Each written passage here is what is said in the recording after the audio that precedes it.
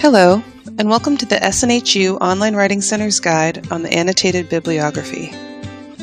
This video provides a general overview. Always be sure to fulfill your specific assignment's requirements by reading your rubric carefully.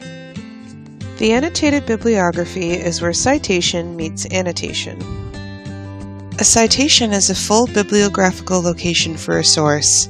This includes author, title, publisher, and other info depending on your format. Annotations are your notes on a source's content, authors, and potential use. Annotations help us perform more organized research. For our example annotated bibliography, we will use the sample paper topic, bullying. To begin, you must first find sources. To find viable sources, use the Shapiro Library's databases. Briefly examine the source's content. Start with the abstract and see if it is relevant to your topic. Open a Word doc and begin your annotated bibliography. It is best to keep track of your citations as you research, so you don't have to go back and do it later. Each citation will have 3 short paragraphs or annotations beneath it. These include summary, viability, and use.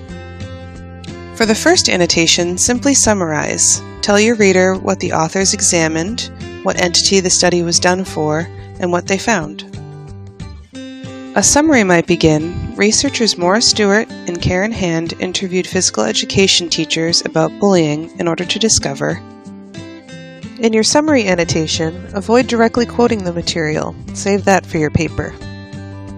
The second annotation is about viability.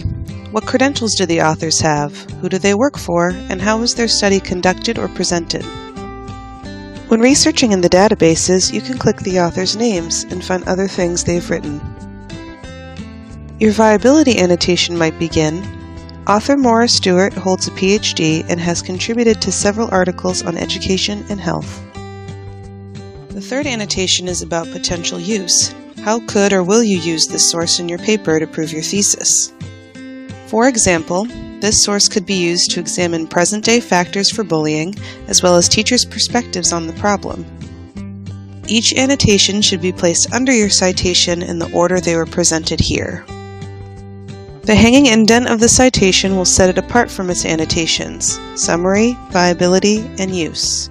This video has defined citation and annotation, described annotation's summary, viability, and use, and used APA format in its example.